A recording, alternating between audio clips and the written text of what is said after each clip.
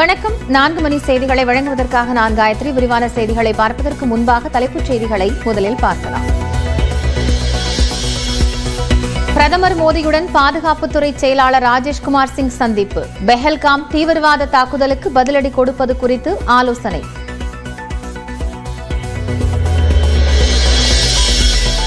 பிரதமர் மோடியை தொலைபேசியில் அழைத்து பெஹல்காம் பயங்கரவாத சம்பவத்திற்கு கண்டனம் தெரிவித்த ரஷ்ய அதிபர் புட்டின்.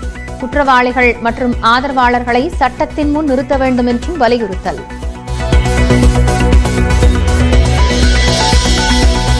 தரையிலிருந்து தரையில் உள்ள இலக்கை தாக்கும் ஃபட்டா ஏவுகணை சோதனை நடத்தி இந்தியாவை சீண்டும் பாகிஸ்தான்.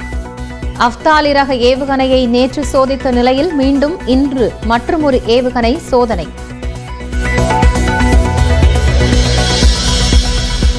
கோவை, நீலகிரி, தேனி, திண்டுக்கல் மாவட்டங்களில் இன்றும் நாளையும் கனமழைக்கு வாய்ப்பு. திருப்பூர், திருச்சி, கள்ளக்குறிச்சி உள்ளிட்ட 11 மாவட்டங்களில் இன்று கனமழை பெய்யும் என கணிப்பு. ஆதாரமற்ற குற்றச்சாட்டுகளை கூறுகிறது அமலாக்கத்துறை. ஜாமீன் வழக்கில் உச்சநீதிமன்ற நீதிபதிகள் கண்டனம்.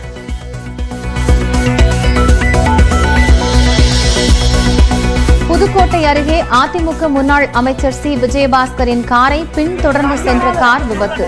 பைக் மீது கார் மோதியதில் முன்னாள் எம்எல்ஏ ராசு, மீன் வியாபாரி உட்பட 3 பேர் படுகாயம். வக்ஃப் சட்டத்தின்படி நடவடிக்கை எடுக்க விதிக்கப்பட்ட இடைக்கால தடை தொடரும் என உச்சநீதிமன்றம் அறிவிப்பு. சொத்துக்களை பதிவு செய்வது உள்ளிட்ட விவகாரங்களில் விரிவாக விசாரிக்க வேண்டியுள்ளதாகவும் கருத்து. டெல்லி நீதிபதி வீட்டில் பண மூட்டைகள் எரிந்த விவகாரத்தில் விசாரணை அறிக்கை தாக்கல். உச்சநீதிமன்றம் நியமித்த 3 குழு தலைமை நீதிபதியிடம் விசாரணை அறிக்கையை தாக்கல் செய்தது. ஈரோட்டில் தோப்பு வீட்டில் தனியாக இருப்பவர்கள் கொலை செய்யப்படும் விவகாரம். ஒதுக்குப்புறமான வீடுகளில் வசிப்போரை கணக்கெடுக்க 200 வெளி மாவட்ட போலீசாரை வரவழைக்க நடவடிக்கை. நாட்டுடைமையாக்கப்பட்ட நூல்களின் எழுத்தாளர்களான அப்துல் ரஹ்மான் உள்ளிட்ட 5 பேரின் குடும்பத்திற்கு பரிசு தொகை. தலா 10 லட்சம் ரூபாய் வழங்கினார் முதலமைச்சர் மு.க. ஸ்டாலின். விலைவாசி உயர்வை கட்டுப்படுத்த திமுக அரசு தவறிவிட்டது. அதிமுக பொதுச் செயலாளர் எடப்பாடி பழனிசாமி குற்றச்சாட்டு. நீட் தேர்வில் மதுபானம் தொடர்பாக கேட்கப்பட்ட கேள்வி. பியர் என சரியான பதில் அளித்திருந்தால் 4 மதிப்பெண்கள். நீட் தேர்வின் போது பிற மாநிலங்களில் இல்லாத கெடுபிடி தமிழ்நாட்டில் மட்டும் ஏன்? மூக்குத்தி பட்டனில் மறைத்து விட்டு கொண்டு செல்ல முடியுமா என்றும் நாம் தமிழர் ஒருங்கிணைப்பாளர் சீமான் கேள்வி. வட இந்தியாவில் இதே நீட் தேர்வு எழுதும் போது புத்தகத்தை விரிச்சு வச்சு எல்லாரும் எழுதுறான். அந்த மேற்பார்வையாளர், அந்த பார்வையாளர், சூப்பர்வைசர் என்ன பண்றாரு? கதவு அடையில் நின்றுகிட்டே யாராவது வர்றானான்னு பார்த்துட்டு நீங்க எல்லாம் பார்க்க தவறி இருந்தா நான் அந்த காணொலியை தரேன், நீங்க ஒளிபரப்புங்க. இத்தனை மாநிலங்கள் நடக்கும்போது ஏன் மாநிலத்தில் மட்டும் ஏன் இந்த கொடுமை நடக்குது? தமிழ்நாட்டில் மட்டும் பிள்ளைகளை பொத்தானா இருக்கிறது. இந்த பொத்தானுக்களை பிட்டு கொண்டு வர முடியுமா? என்ன வேலை இது? நகைச்சுவை நடிகர் கவுண்டமணியின் மனைவி சாந்தி உடல்நலக்குறைவால் சென்னையில் காலமானார். நடிகர்கள் சத்யராஜ், செந்தில் உள்ளிட்ட திரையுலகினர் நேரில் அஞ்சலி.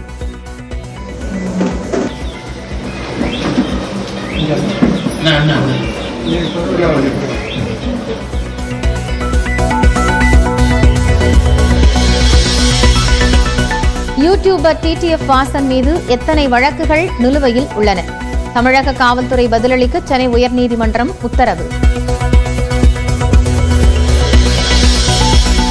பொறியியல் படிப்புகளுக்கான விண்ணப்ப பதிவு மே 7ஆம் தேதி தொடக்கம். 9ஆம் தேதி வெளியாகிறது 12ஆம் வகுப்பு தேர்வு முடிவுகள்.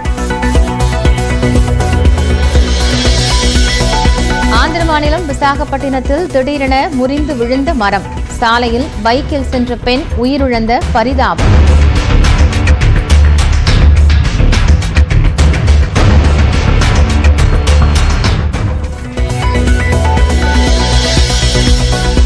விபத்தில் தன்னை கொல்ல சதி என மத மோதலை உருவாக்கும் விதத்தில் பேசிய மதுரை ஆதீனம் மீது வழக்கு பதிய கோரி மனு.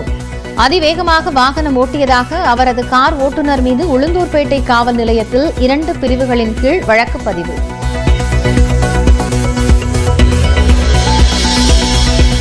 விபத்திற்கு மதுரை ஆதீனத்தின் காரே காரணம் என காவல்துறை சிசிடிவி வெளியிட்ட விவகாரம். பக்கவாட்டில் வந்து மோதியதை மறைக்கும் வண்ணம் உள்ளதாக மதுரை ஆதீனம் எதிர்ப்பு. தன்னை கொல்ல சதி நடந்துள்ளதாக பொய்த் தகவல் பரப்பிய மதுரை ஆதீனத்தை பதவி நீக்கம் செய்ய வேண்டும். இந்து மக்கள் கட்சி வலியுறுத்தல்.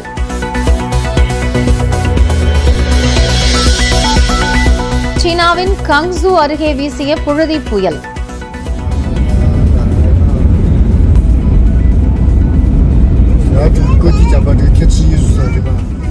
சவுதி தலைநகர் ரியாத்தில் சுழன்றடித்த புழுதி புயலால் மக்கள் அவதி.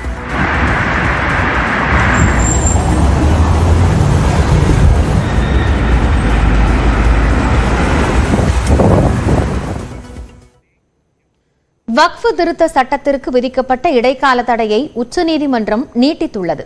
வக்ஃப் சட்ட திருத்தத்திற்கு எதிராக தாக்கல் செய்யப்பட்ட பல்வேறு மனுக்களை விசாரித்த உச்சநீதிமன்ற தலைமை நீதிபதி சஞ்சீவ் கன்னா தலைமையிலான அமர்வு மத்திய அரசு தரப்பிற்கு பல்வேறு கேள்விகளை முன்வைத்தது. தொடர்ந்து வழக்கு விசாரணை முடியும் வரை புதிய சட்டத்திற்கு இடைக்கால தடை விதித்தனர். அதன்படி புதிய சட்டத்தின் அடிப்படையில் வாரியத்தின் உறுப்பினர்களை நியமனம் செய்யக்கூடாது.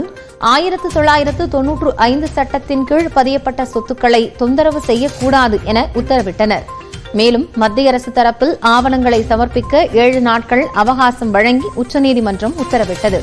இந்நிலையில் இன்று வழக்கின் மீதான விசாரணை மீண்டும் நடைபெற்ற போது வக்ஃப் சட்ட திருத்தத்திற்கு விதிக்கப்பட்ட இடைக்கால தடை தொடரும் என நீதிபதிகள் உத்தரவிட்டனர். இந்த தடை வரும் 15ஆம் தேதி வரை தொடரும் என்றும் அடுத்த வாரம் புதன்கிழமை புதிய தலைமை நீதிபதி கவாய் அமர்வு முன்பாக வழக்கை பட்டியலிடுமாறும் தலைமை நீதிபதி சஞ்சீவ் கன்னா உத்தரவிட்டார். தற்போதைய தலைமை நீதிபதி சஞ்சீவ் கன்னா ஓய்வு பெறும் நிலையில் புதிய தலைமை நீதிபதி கவாய் தலைமையிலான அமர்வு வரும் 15ஆம் தேதி வழக்குகளை விசாரிக்கும் என தகவல்கள் தெரிவிக்கின்றன.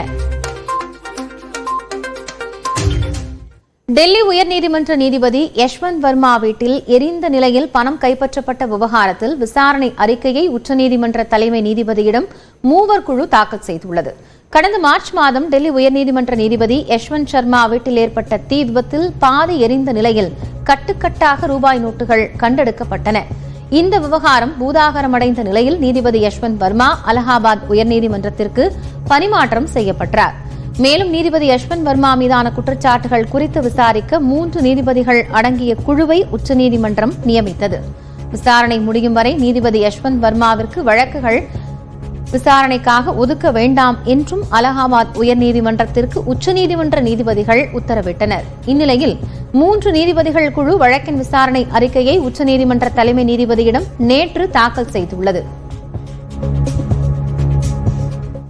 கார் விபத்து தொடர்பான காவல்துறையின் விளக்க அறிக்கை ஒரு சார்புடையதாக இருப்பதாக குற்றம் சாட்டியுள்ள மதுரை ஆதீனம் முழு தவறும் தங்களது பக்கம் இருப்பது போல தோற்றத்தை உருவாக்கியது வேதனை அளிப்பதாகவும் தெரிவித்துள்ளார்.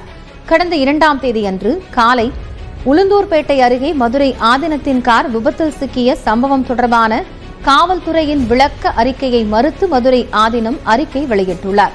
அதில் விபத்து நிகழ்ந்தவுடன் அவசர அழைப்பு எண் 100க்கு அழைத்து முறையாக தாங்கள் முதலில் பதிவு செய்திருப்பதாக குறிப்பிட்டுள்ளார். ஆனால் மதுரை ஆதீனம் சார்பாக எந்தவித புகாரும் பெறப்படவில்லை என்பது முழுக்க உண்மைக்கு புறம்பானது என தெரிவிக்கப்பட்டுள்ளது. 15ற்கும் மேற்பட்ட முறை காவல்துறை அதிகாரிகளிடம் தொடர்பு கொண்டு பேசி இது பற்றி விளக்கங்களை கேட்டு அறிந்தும் கூட முழு தவறு மதுரை ஆதீனம் பக்கம்தான் இருக்கிறது என்பது போல தோற்றம் உருவாகியுள்ளது வேதனை அளிப்பதாகவும் கூறப்பட்டுள்ளது.